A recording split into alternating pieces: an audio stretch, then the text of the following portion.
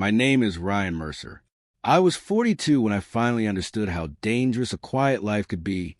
From the outside, mine looked steady enough to make people jealous in a soft, polite way. I worked as a network technician for a regional logistics company in Charlotte. The kind of job nobody bragged about at parties, but everybody depended on when things went down. I kept servers alive, untangled outages, patched old systems, and made sure other people's disaster stayed invisible. It suited me. I liked order. I liked solving problems no one else noticed until they were already fixed. Most mornings started the same. I woke before sunrise, padded into the kitchen in socks, and started the coffee while the house was still dark. Our son, Mason, was 7 and slept hard, one arm usually thrown across his pillow like he had fallen there mid-adventure. Claire woke later, always precise, always composed, already thinking 3 steps ahead about meetings, clients, decks, deadlines. She worked at a branding firm uptown, and even at breakfast she carried herself like she was already half inside some polished conference room. We had been married 11 years, long enough to build routines so deeply they stopped feeling like choices. I packed Mason's lunch. Claire reminded him about spelling tests. I drove him to school when my schedule allowed. In the evenings, I checked homework at the kitchen table while pasta boiled or takeout cooled between us. Some nights, Claire worked late, and Mason and I ate on the couch watching nature documentaries while he asked questions about wolves, tornadoes, or how satellites stayed up. It wasn't glamorous, but it was real. At least I thought it was. A long time ago, I used to talk about starting a small digital support business of my own. Nothing flashy, just local work. Managed networks for small shops, security cameras for family-owned stores, website maintenance for people who couldn't afford big agencies and didn't trust faceless call centers. I could see it clearly in my head. A clean logo, a modest office, my name on the invoices. Claire never laughed exactly. She was too controlled for that. She would just tilt her head and say, "Ryan, you're good at keeping things running. That's what you do. Not everyone is built to start something." Then she would go back to her laptop, and I would let the idea fold itself up again. After enough years, a man can mistake being needed for being known. I told myself I had everything that mattered: a stable job, a decent house, a wife with ambition, a son who still ran to the door when I came home. I thought that was enough. I didn't know yet that a life can look solid right up until the first crack shows. The change in Claire was gradual enough that I could explain it away for months. At first, it looked like ambition. She got sharper at work, more polished, more deliberate. Her clothes changed before anything else did. More tailored dresses, cleaner lines, heels on weekdays when she used to wear flats. She started leaving 10 minutes earlier in the morning and standing in front of the hallway mirror a little longer, checking an earring, smoothing a collar, adjusting lipstick that used to be an afterthought. I noticed because I'm the kind of man who notices systems, patterns, small shifts, but when it came to my own marriage, I treated every warning like a false alarm. She became harder to reach, even when she was sitting in the same room. I would ask how her day went, and she would give me the kind of answer people use with co-workers in an elevator. Busy. Fine. A lot going on. Then her eyes would drop back to her phone, thumb moving in quick, private motions across the screen. If I walked into the kitchen while she was texting, the phone would turn face down so naturally it almost looked unconscious. At dinner, Claire started speaking to me with a kind of polished impatience that took me a while to name. Not anger, something colder, like disappointment that had hardened into habit. "You're wearing that?" she asked one Thursday when we were supposed to meet 2 of her co-workers for drinks. I looked down at my button-down and jeans. "What's wrong with it?" She gave a small shrug, already reaching for her coat. "Nothing.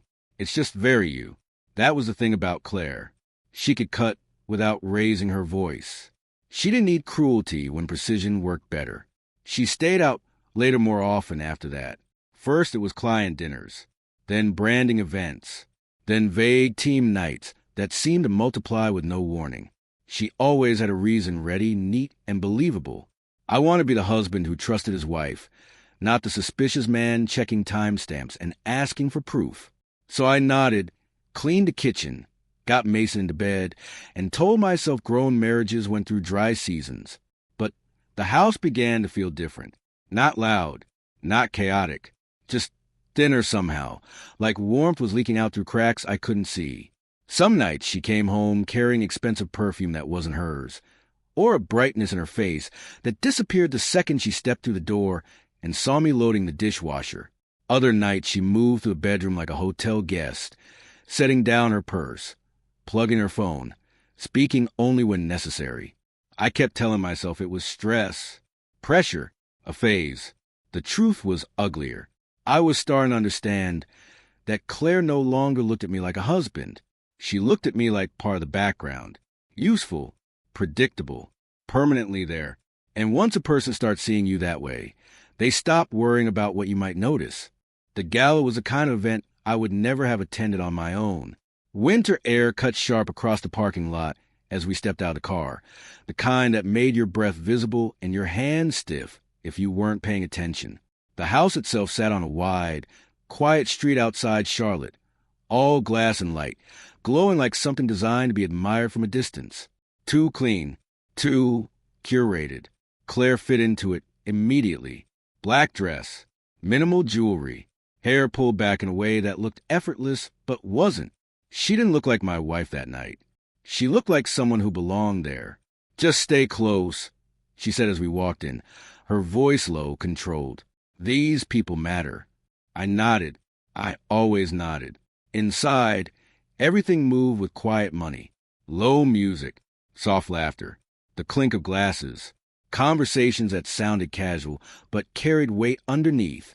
I stood with a drink I didn't really want, listening more than speaking, watching Claire move from group to group like she had been built for this exact room. And that's when I noticed it. She wasn't just confident. She was alive. There was a sharpness to her movements, a kind of restless energy I hadn't seen in months.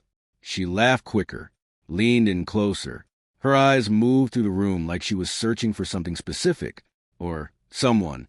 Around 9, she touched my arm lightly. "I need to check something with a client. I'll be back."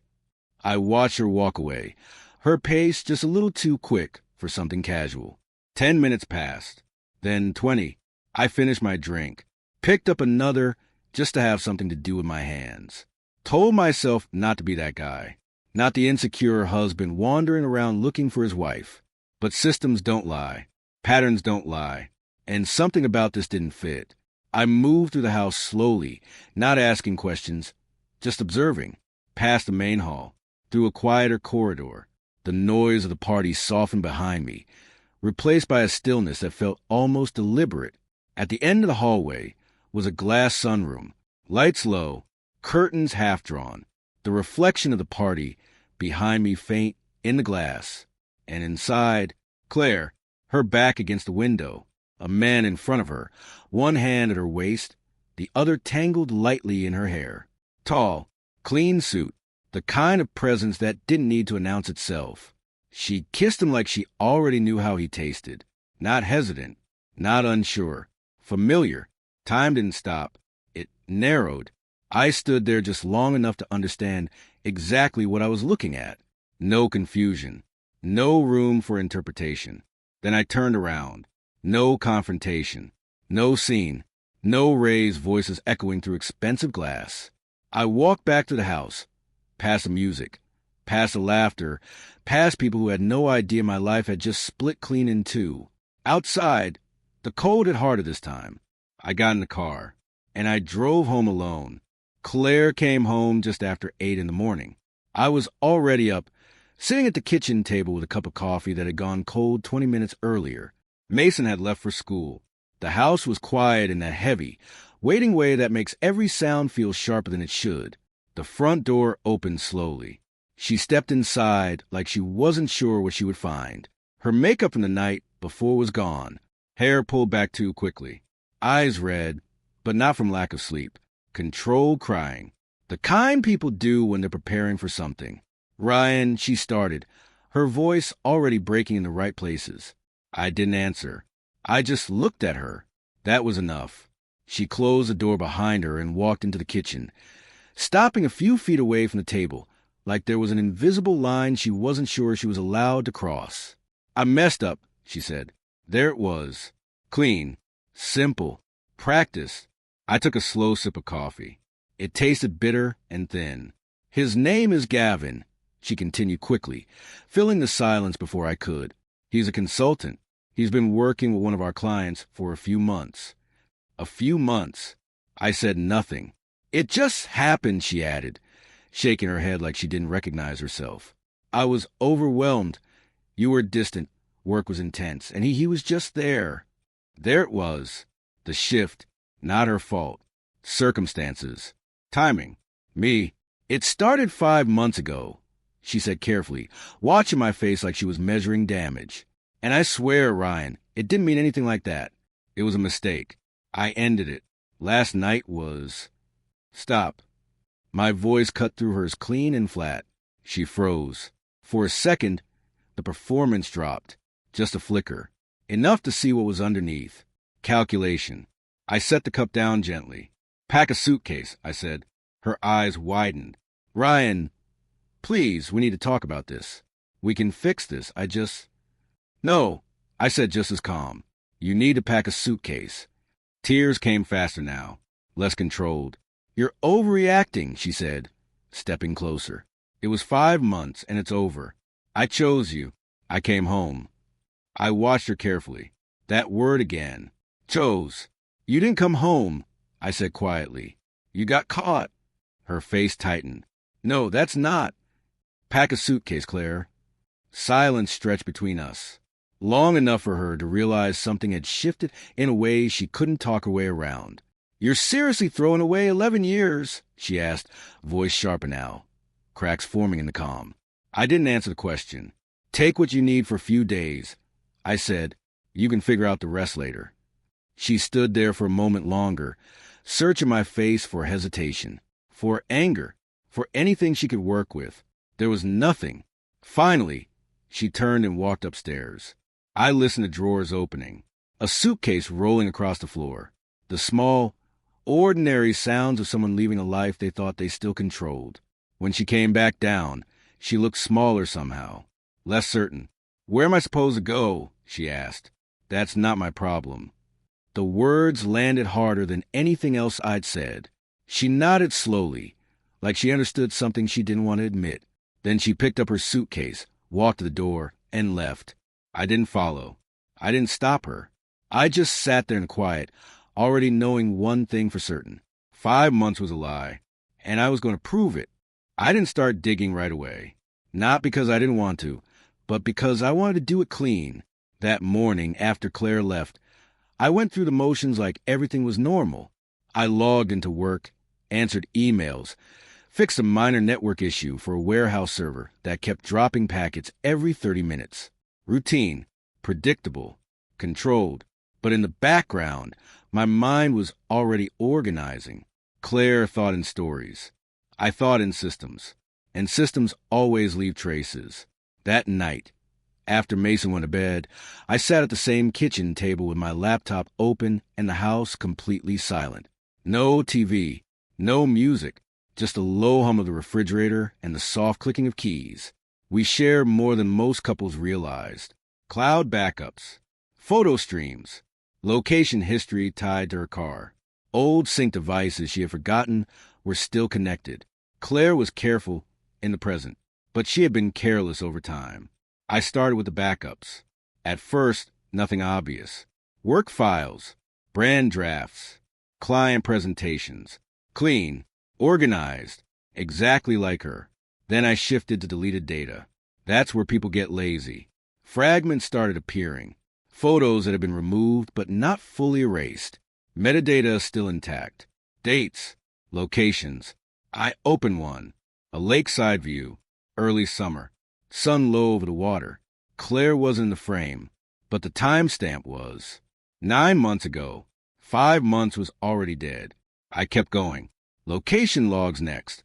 Her car had quietly recorded everywhere it had been. Most people never check that. Most people don't even know it exists. Repeated stops started showing up. Same area, same street. Not work, not clients. A residential block 20 minutes outside the city. Pattern, frequency, duration. This wasn't random. This was routine. Around midnight, I leaned back in a chair, staring at the screen, letting the pieces settle into place. And then my phone buzzed. Unknown number. I almost ignored it. Something made me answer. "Ryan?" A male voice said, uncertain. "Yeah, this is Daniel. We used to live next door to you, before we moved last year." I remembered him vaguely. Quiet guy, kept to himself. "What's up?" There was a pause. "I wasn't sure if I should call," he said. "But after what I saw a few months back, I figured you should know." I didn't speak. I was at Lake Norman with my family. End of summer, and I saw Claire there. My grip on the phone tightened slightly. "She wasn't alone," he added. "Tall guy. Suit type, even on vacation. They look close." Another pause. I didn't say anything at the time. Thought maybe it was work or something. But it didn't feel like that. I closed my eyes for a second. End of summer. 9 months ago. Same time frame as the photo. "Thanks," I said. He hesitated. "I'm sorry, man." The call ended. I set the phone down slowly and looked back at the screen. The timeline wasn't just wrong. It was constructed, layered, maintained over time with precision. Claire hadn't made a mistake 5 months ago. She had been living a second life for nearly a year, maybe longer. And the worst part wasn't the lie itself. It was how comfortably she had lived inside it. I didn't sleep much that night, not because of anger. Anger is loud. It burns fast. This was quieter than that. Colder. By morning, everything had settled into place in my head, like a completed diagram. Timeline. Patterns. Proof. Claire hadn't slipped. She had built something parallel to our life and maintained it with discipline. That mattered, because it meant every normal day we had shared sat on top of something false. I kept things steady for Mason. Breakfast at 7:10. Cereal. Toast. He complained about spelling homework like usual, dragging his feet while tying his shoes. I checked his backpack, signed a form, reminded him about his jacket. Normal. That was the priority. "Mom still at work?" he asked casually, spoon halfway to his mouth. "Yeah," I said. "She's busy this week." He nodded, accepting it without question. Kids trust a version of reality you give them. That used to comfort me. Now it didn't. That afternoon, I picked him up from school. We stopped for gas, then swung by a small burger place he liked. Nothing special. Red booths, sticky menus. The smell of grease soaked into the walls. We sat across from each other, fries between us. He was talking about a kid in his class who cheated on a math test. I told him that's not fair, Mason said, serious. "Because then you're lying." I nodded slowly. "Yeah, that's right." He dipped a fry into ketchup, thinking. Then he said something that changed everything. "Mom says sometimes you don't tell things because it would make people upset." I looked at him. Like, what? I asked carefully. He shrugged. Like, when we went to that museum with her work friend. My chest tightened, but my voice stayed even. "What work friend?" "The tall guy," he said. "Gavin." The name landed heavy, but I didn't react. "When was that?" I asked. He squinted, thinking. "Before school started again. We saw dinosaurs. End of summer. Same window. Same timeline. What did Mom say about him?" I asked. Mason hesitated.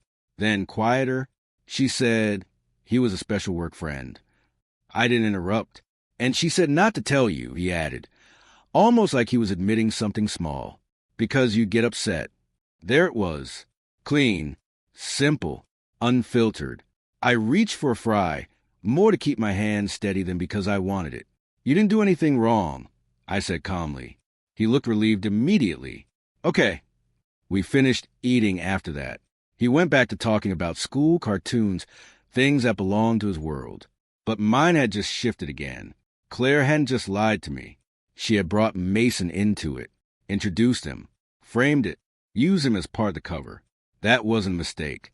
That was a decision. And something about that crossed a line so cleanly that I didn't feel anger anymore. Just clarity. Cold, precise clarity.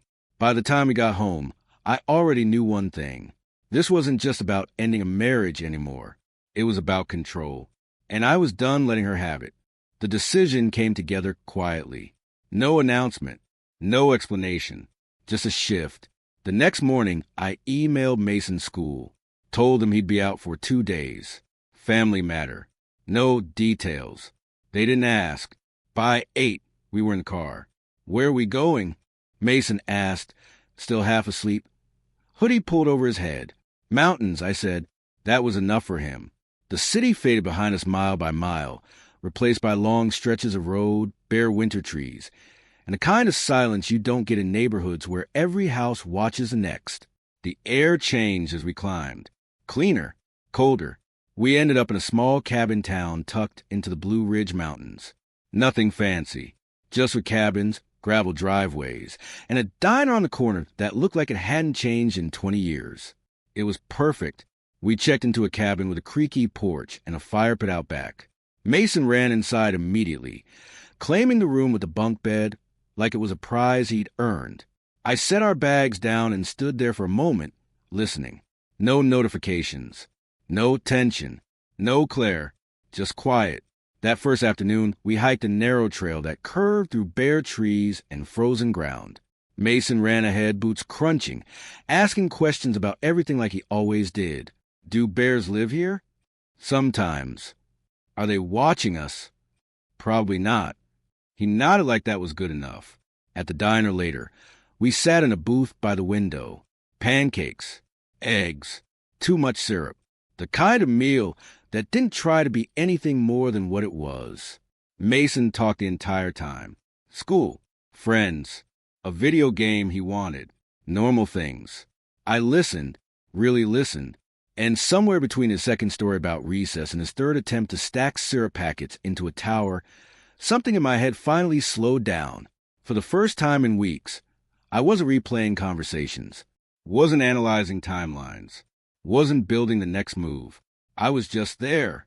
That night, we sat outside by the fire pit, flames low, cold air pressing in around us. Mason leaned against me, half asleep. Is Mom coming here too? He asked quietly. I stared at the fire for a second. No, I said. He didn't ask anything else. Just nodded and closed his eyes. After I got him into bed, I stayed outside a while longer. The fire burned down slowly, turning into quiet embers. And for the first time in a long time, another thought surfaced. Not about Claire, not about Gavin, about me. That business idea I had buried years ago. It was still there, clearer than I expected. Simple services, local clients, systems I understood better than anyone, no corporate layers, no pretending.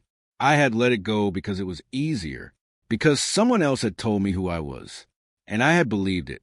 I stared into the last of the fire and realized something that felt almost unfamiliar. I didn't need permission anymore, not from Claire, not from anyone. By the time I went inside, the plan wasn't fully formed, but the decision was. When we went back home, things weren't going to continue the way they had before. Not in my marriage, and not in my life. When we got back to Charlotte, I didn't rush anything. Routine came first. Mason went back to school. I went back to work. Dinner stayed normal. Homework still happened at the kitchen table. From the outside, nothing had changed. That was intentional. Because while everything looked steady, I was already moving. Gavin wasn't hard to find. Men like him don't hide. They operate in clean spaces, predictable patterns, corporate directories, LinkedIn updates, office addresses listed like they're part of the brand. Downtown Charlotte, glass building, 3rd floor, consulting firm with a polished name and a reception desk designed to impress people who didn't belong there. I walked in just after 11:30 a.m. No appointment, no hesitation. Can I help you? The receptionist asked, smiling the kind of smile trained into place.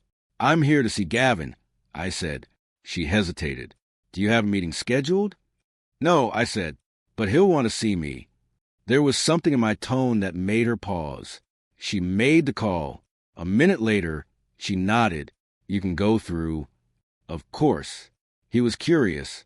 I walked down the hallway slowly, taking in details automatically. Glass walls, minimalist offices, people typing, talking, moving like everything was under control. Gavin's office was at the end, door half open. He stood when I stepped in.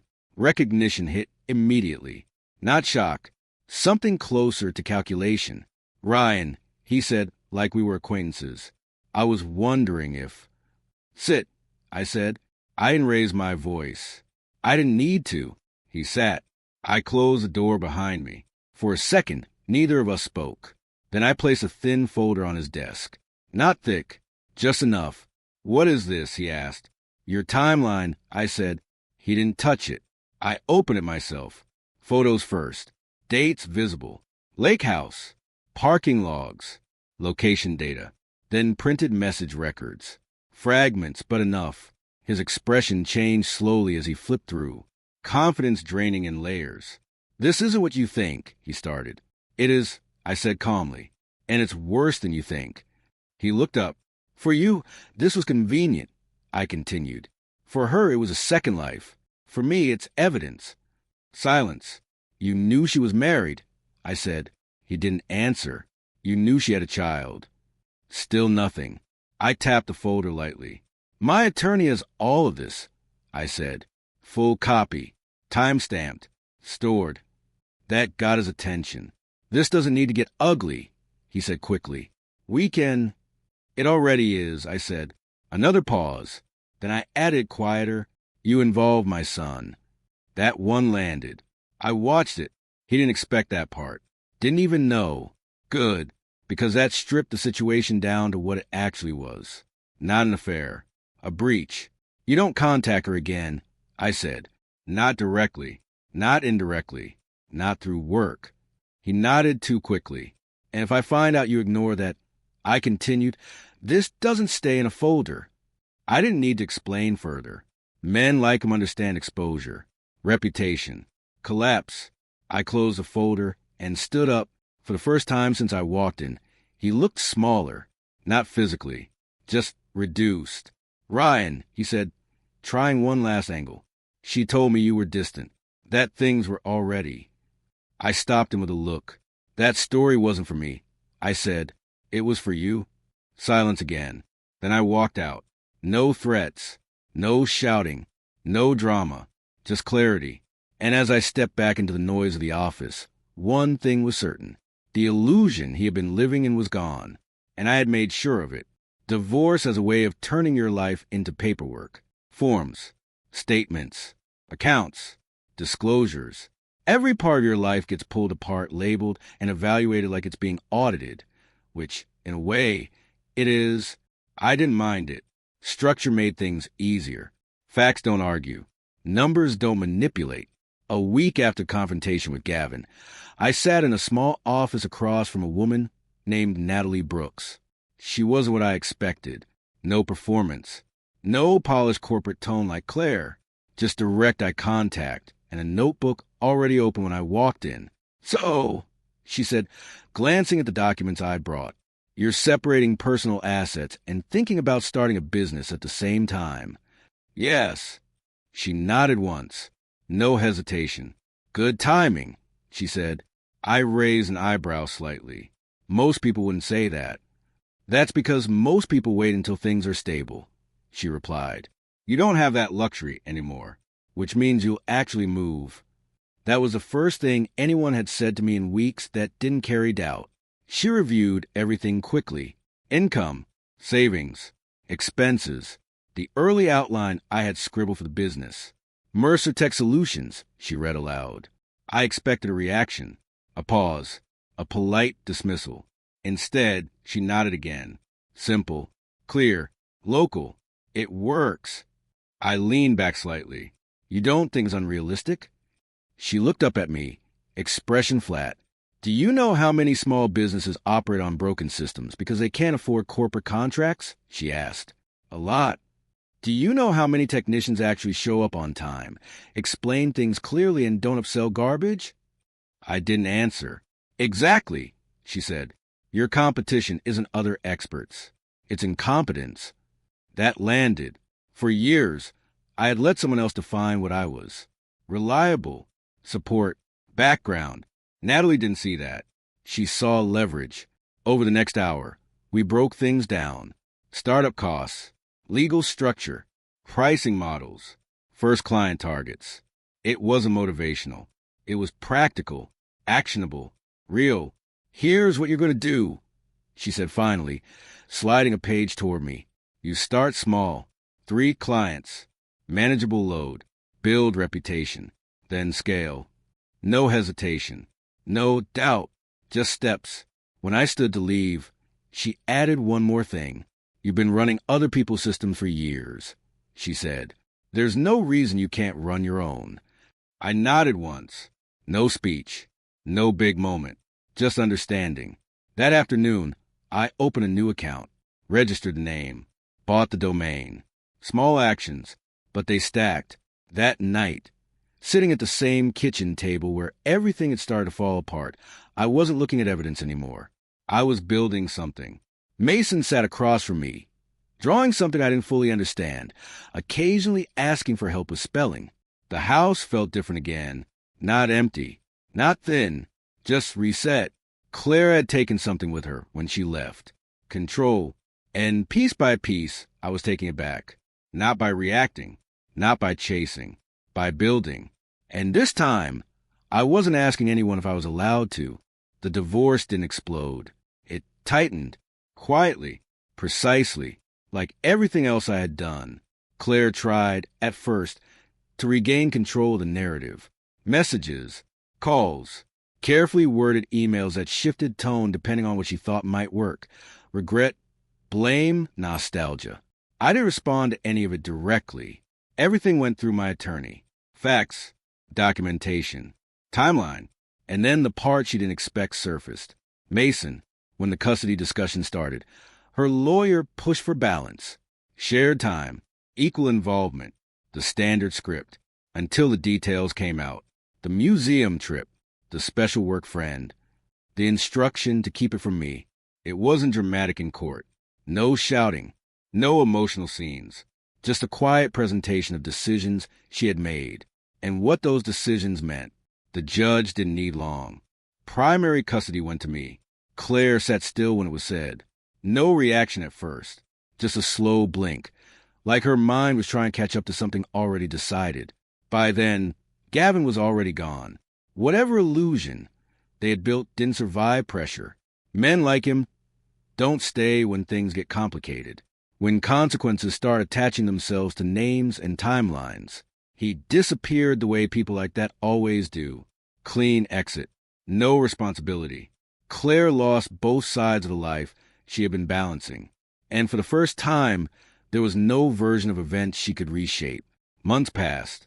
Not dramatically. Steadily. Mercer Tech Solutions started small, exactly the way Natalie said it should. 3 clients, then 5, then referrals. Local shops, a dentist's office, a small warehouse that needed stable systems more than flashy upgrades. I showed up on time. I fixed problems. I didn't overcomplicate things. That was enough. Growth came quietly, just like everything real does. At home, the rhythm settled.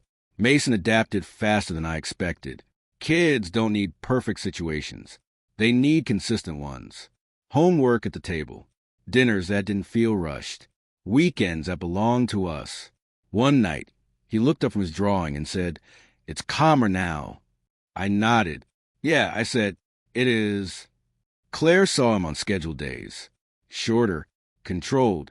She tried, I think, but something fundamental had broken. Not loudly, just permanently. A year later, I stood in a small office with my name on the door. Nothing impressive, just real. Systems running, clients calling, work that belonged to me. No one telling me what I was supposed to be. No one redefining my place in my own life. That night, Mason and I sat on the back porch. Same quiet, different weight. "Are you happier?" he asked suddenly. I thought about it. Not the way people expect. No big emotional answer. Just truth. "Yes," I said. And I was. Not because everything worked out perfectly, but because everything false had been removed. Claire didn't destroy my life. She exposed it. And once I saw it clearly, I didn't rebuild what I had. I built something better, something quieter, something stronger, something no one else had control over again.